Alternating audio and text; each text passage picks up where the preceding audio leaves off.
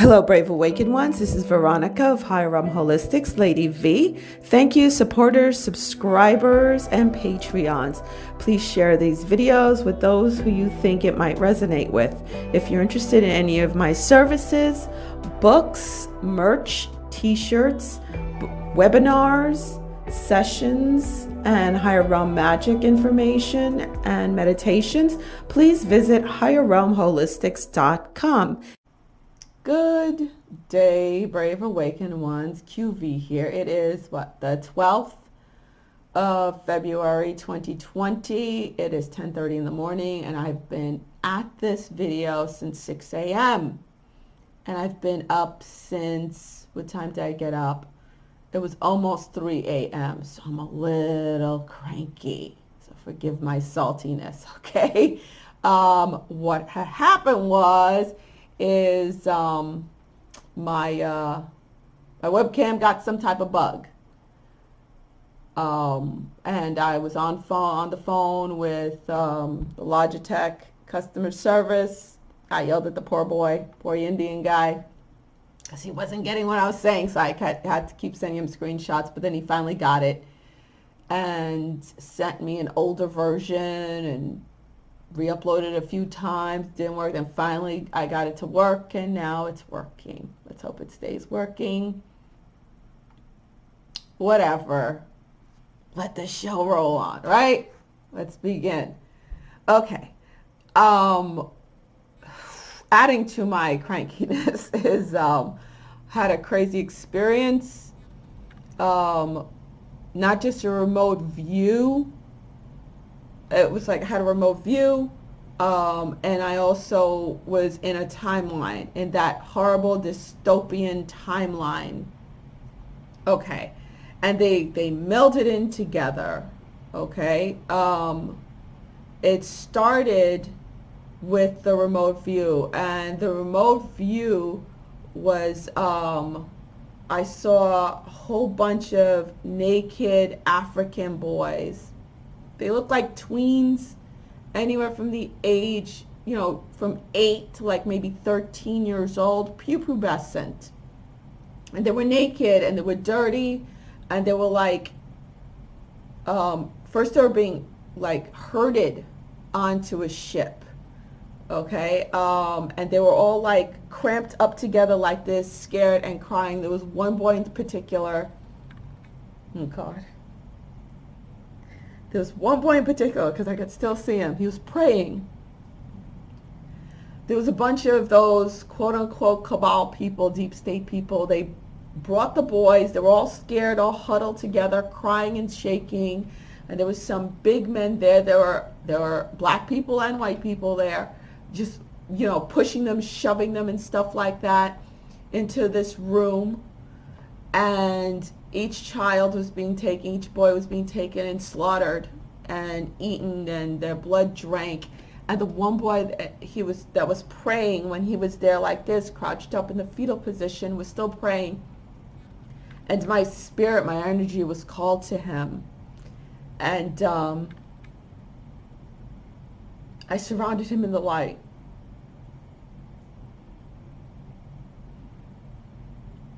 And I could still see myself in my bed, clutching onto my cerebro crystal and speaking to him at the same time via spirit, and saying to him, I'm wrapping you in love.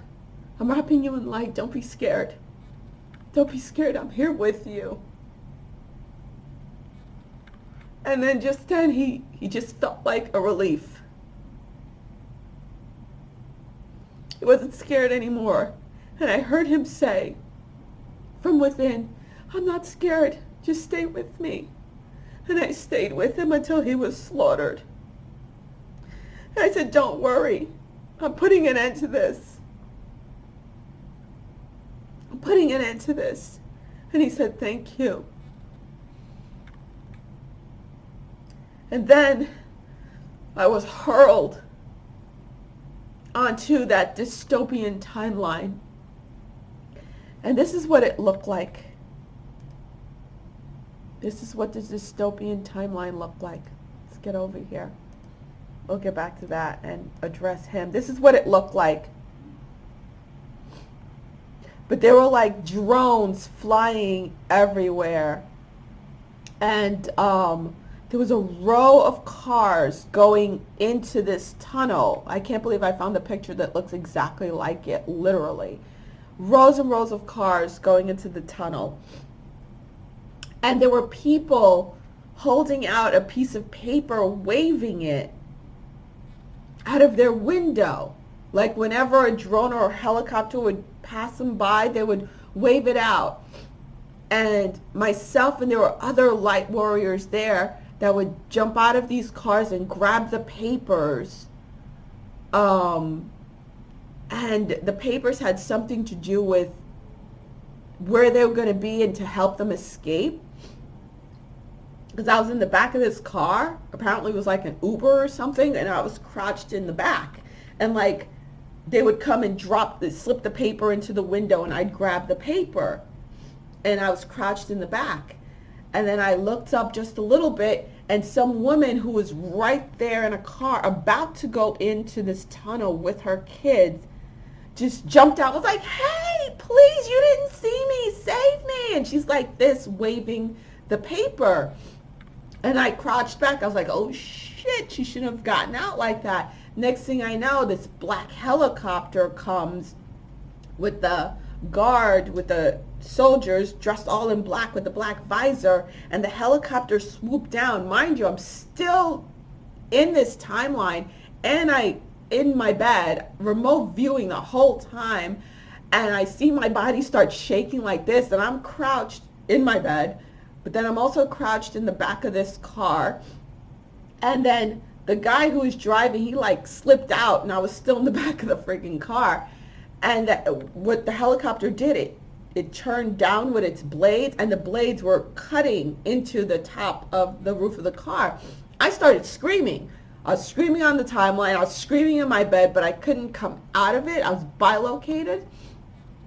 And then I heard a voice come and say, "Don't forget you're under protection." And was upset with me. "Don't forget you're under protection.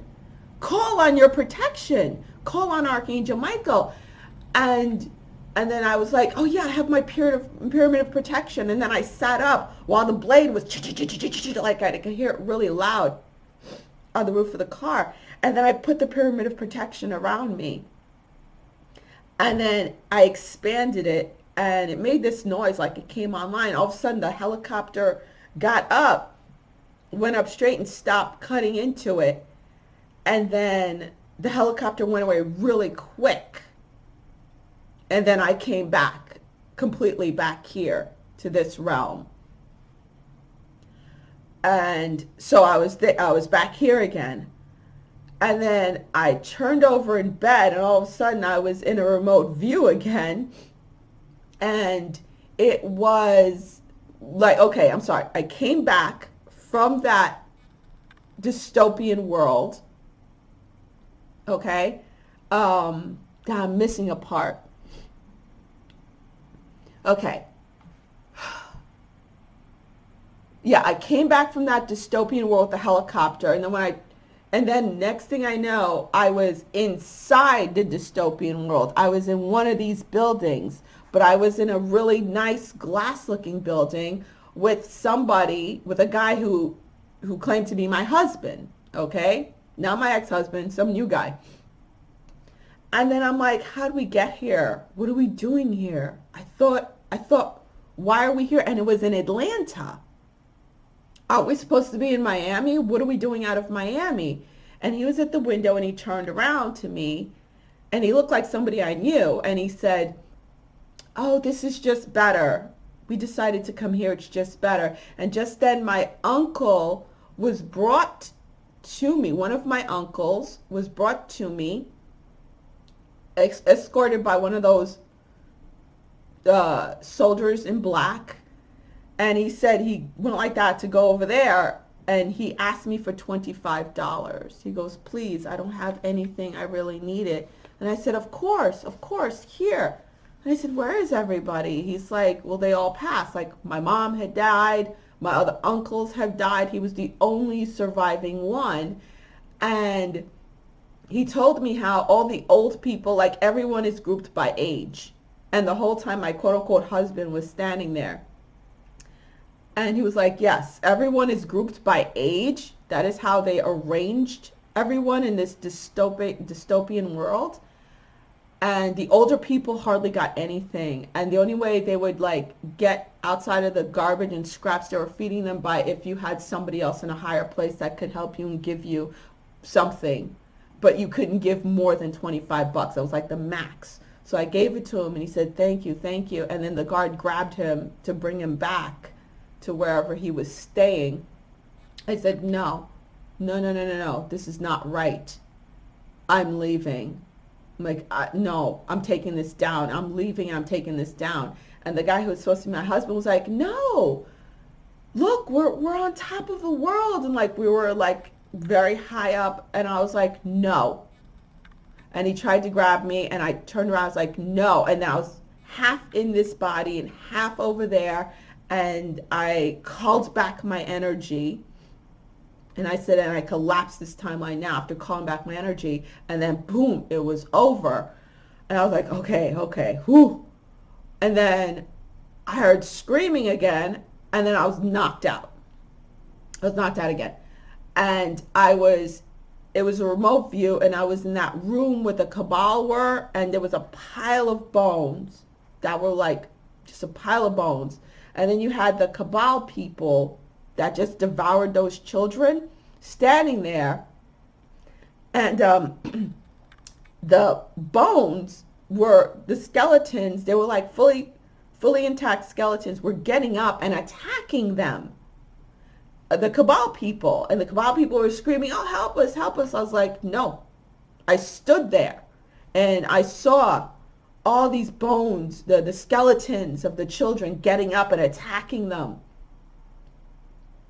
And they were like, no, and you know, they were all just being taken down. And then I came back again out of that. And then I was reminded of this that I never said anything about, but I need to now. Because it is being done. Firstly, I want to point this out because I really used to be into this musician back in the days. Okay? And here he is right here. Here's his name, Akon, and here's his full African name, even though he was born in the U.S. His family's from Senegal, I think it is. So here's his full name, his African name, and here's his name.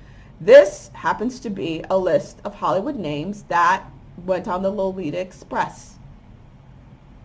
And his name's there. And there's also logs that show he was on Jeffrey Epstein's island.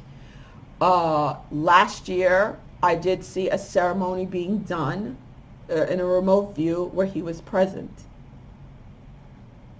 And I did have knowledge of this list, but I didn't say anything about it. And I knew for a long time about him making his city and building his city and stuff like that. He started off many years ago with providing electricity. And then it got bigger and bigger and bigger, electricity, water, and now he has his own cryptocurrency and city. Okay, so yes, he's one of Jeffrey Epstein's. He's one of those. He's part of that group. Okay? Now, you know, birds of a feather, man, birds of a feather. Why would you be on Lolita Express and on Epstein's Island on the log if you weren't part of that group? And to add more to it, CNN and all the other mainstream medias, they're constantly pushing, oh, how amazing and wonderful this is. Musician Akon is creating a futuristic city and his own cryptocurrency in Senegal. And they see him like a god, literally. And here's what his city's supposed to look like. That's what it's supposed to look like. His city. But this is what it really freaking looks like. This is what it really looks like. This is what they're trying to pass it off as. And it is one of those it is a smart city. They straight up say it. It's a smart city. So they're setting him up to be like the king of Africa or some shit like that. Because I follow African news, and they're trying to unite Africa into one nation instead of separate countries. They're trying to unite the continent into one country. The whole globalism thing, let's put it that way, get rid of their culture. They're really trying to do that hard in Africa. Okay, so that was that. I know that was gruesome, folks, but just know they're getting their just desserts. Because as I was seeing the skeletons of the children rising up and devouring and destroying those Cabal people, Archangel Michael was standing right next to me along with another archangel. I don't know who this angel was, and was saying to me, I was like, oh my God, like I was like, this is horrific. And he was saying they're getting their just desserts. Okay, I'm still, now I'm shaking again like crazy. Okay, now I wanted to cover this, that I did this video last night where straight up I'm still saying, well, Trump was talking about the number 5, and he did it, and he constantly talks about, well, Q talks about 5, okay, and I know that has to do with change, the big change coming, and that's why he mentioned it, that it's about to come with the judges, okay, that's what's coming with the judges, that's why the 5 judges. And he also spoke about the number 144 and saying that to some people it means something else, and he talked about it twice. I still think that was a shout out to light workers, okay? I really do.